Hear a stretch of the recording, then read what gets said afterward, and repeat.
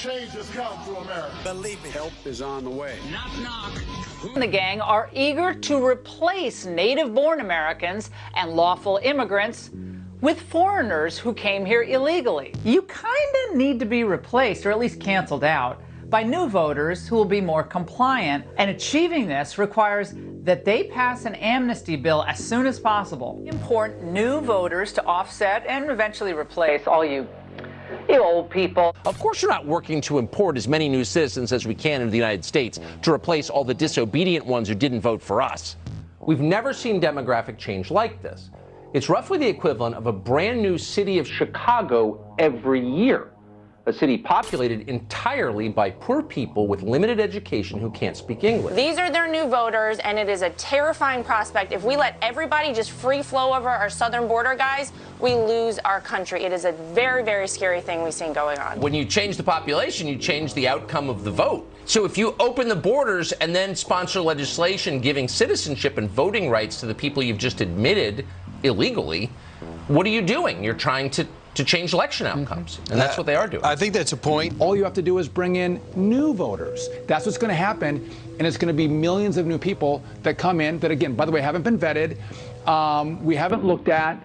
That have just walked across the border. And again, I think it's a tragedy. Trying to replace the current electorate, the voters now casting ballots, with new people, more obedient voters from the third world. That's what's happening, actually. Let's just say it. That's true. You know, I think we're being replaced to encourage foreigners to move to this country in order to change election results, change the demographic mix of our country, to flood the United States. Continued mass immigration, you know, a state used to be red and then it was competitively purple, but once it becomes totally blue. Democrats are intentionally accelerating demographic change in this country. Americans who describe themselves as white has dropped for the first time in our history. The total decline is around 5 million people. Now that is huge. Why did this happen? Where did all these people go and why? They're Americans. Remember, the goal is as much immigration as quickly as possible, as fast as possible, to destroy the working class. The fundamental transformation of America. It's a full-scale invasion. They're coming to a neighborhood near you. They're coming to our backyard. The whole point of their immigration policy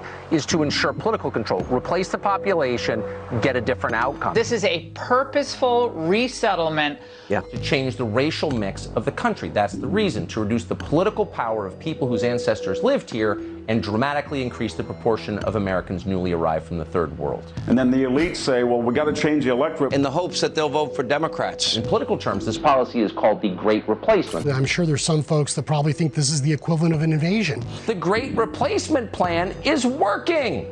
It's helping the Democratic Party. That's the whole point. Wow. Wow. Wow. Okay, so the GOP, are suppressing votes. They're gerrymandering their way into minority rule, okay? They're trying to pick friendly secretaries of state, like in Pennsylvania, this Doug Mastriano guy and this Barnett person.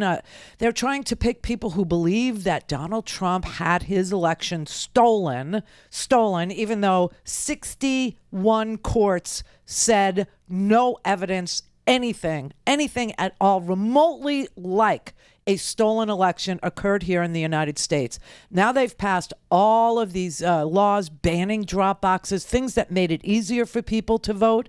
They're literally doing everything they can to keep people from voting. And then on the back end, they don't want to certify an election with a result they don't like. Which is what January 6th was about. January 6th was violence to overturn an election with a result they didn't like, after trying to steal an election by saying, can you just find me? Can you just find me one more vote than Biden got? After they were caught cheating on tape. Okay, these lunatic, fringy people are sitting on their television shows night after night after night, creating a very anxious, very insecure, very scared electorate who are believing that there is some sort of effort on the Democratic Party side to replace their votes with third world voters. We're turning into a third world. I'm telling you right now, if you were looking to travel this summer, if you were looking to go on vacation, and you saw the level of violence. You know how many people died this weekend? Just to be clear,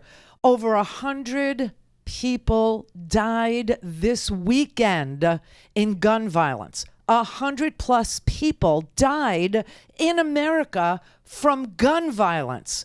I mean, there was so much gun violence in this country over this weekend. I mean, it was everywhere. It was at a flea market. It was at a church. It was at a retirement village. That was the church. It was a Taiwanese Presbyterian church at a retirement community where the average age is 80. That's where there was gun violence this weekend. I mean, it is so unbelievably unacceptable.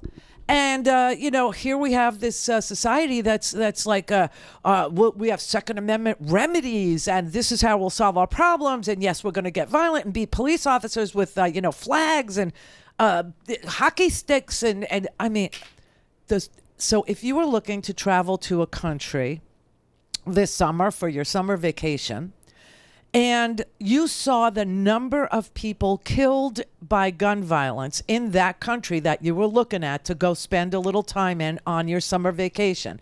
Let's say you were looking at Italy, okay? You were looking to go to Rome, or you were looking to go to France. You were looking to go to Paris. And you saw 100+ people weekend after weekend being killed in that country. Would you go there, or would you find someplace better to go, someplace safer to go, someplace less violent to go? This is what we're doing to ourselves here, all because the NRA gave Donald Trump $30 million and a Russian asset named Maria Butina made sure that money got there. I mean, this is so sick. It's just so twisted. All of this for a piece of metal that's manufactured by a handful of people in this country. All of this violence, all of it, all of this anxious insecurity, all of this, just pain and suffering in this country, all for one industry. It's an amazing thing. It's just an amazing thing. And then you have an entire party, just an entire party that's so bought and paid for that they will distract you from what's really happening here by pointing to something that isn't happening here, by trying to solve a problem we don't have over and over and over. And it has the double, action of enriching them. I didn't invent the term conflict entrepreneur. I wish I did. I did not, though. But books have been written about it. Entire books have been written about what we've allowed ourselves to do here in this country, what we let pass. Amanda Ripley wrote this amazing book about conflict entrepreneurs and how they cash in on America's fear and anxiety and insecurity, and how they exploit the fact that, or cover up the fact, truly, that there is no justice in this country. And we all know that to be true. You can kill somebody on Fifth Avenue in the daylight and not go to jail if you're rich enough. We know it.